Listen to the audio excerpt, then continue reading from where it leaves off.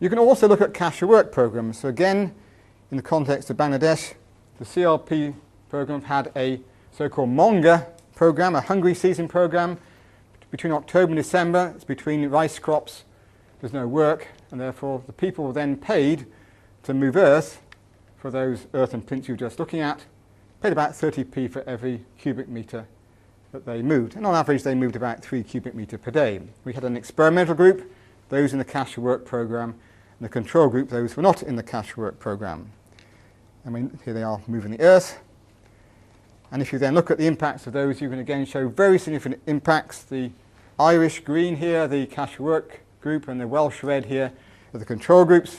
This is not anti those two countries. I was born in Wales myself, of some Irish ancestry somewhere, so I can use these colours, I think, quite successfully. And you can see that the women here, there's a large difference, just under 0.8 kg in terms of weight, which of course reflects in BMI too. Their MUAC, their mid-upper arm circumference, also increases, where those in the controls gets worse. And for children, again, you can again show, especially for wasting, that's the immediate effects, again, significant impacts, therefore, of this programme. What I think is even more illuminating, if you then look at what they spend their money on, and 75% of the money they were receiving went on food, you can see without any form of education at all, they in fact are buying very nutritional products, eggs, meat, fish, milk, etc. Dramatic improvements in terms of their food consumption. Unfortunately, we didn't have any hemo cues there to look at changes in anemia, but I'm sure that their hemoglobin levels would have improved had we had our hemo cues present. So through the other DFID project, Shiri, which is just starting, our aim there is to bring 1 million Bangladeshis out of poverty over the next years, and we are in the process, as I speak now, of forcing upon the 6 NGOs in that programme some what we think are inexpensive nutritional and health measures. And these health measures are deworming on a regular basis every 6 months. It's very inexpensive, has no major health risks.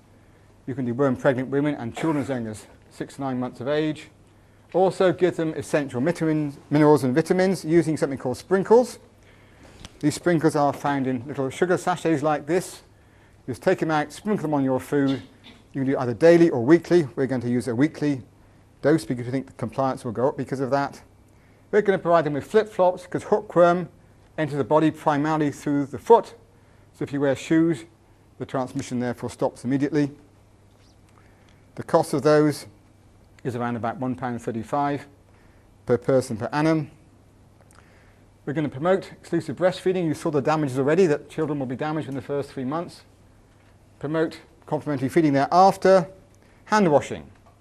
Hand washing with soap or with ash is a very simple thing to do and has dramatic effects in reducing diarrhoea. These are data from Pakistan, from Steve Luby. The sample size is over 500,000.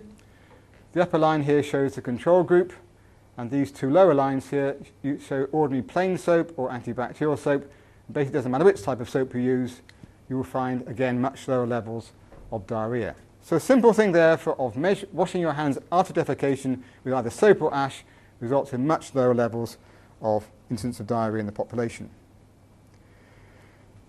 Promote full vaccination. Again, that's free from the government. Provide impregnated bed nets. We also work on malaria, in lymphatic filariasis. There's large areas in Bangladesh where this is found, and 3 of these NGOs are working in those areas.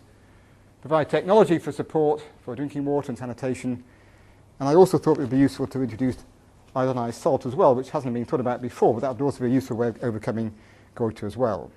So basically my argument very simply is as follows, that you've got therefore at the top here, goes back to my second slide, undernutrition and disease combined together through immune function to therefore impact upon undernutrition, which therefore gives rise to an adult who has a smaller size, capacity for work goes down, lower earnings, and therefore increased amounts of poverty as a result of that, and we are therefore locked into that system. And my hope therefore is using the holistic thinking, combining therefore these CCTs with asset transfers, these social protection approaches, together therefore with nutrition and health measures, simple ones, we can therefore overcome the cycle of poverty, undernutrition and disease. So hopefully the unholy trinity will in fact disappear. Thank you very much indeed.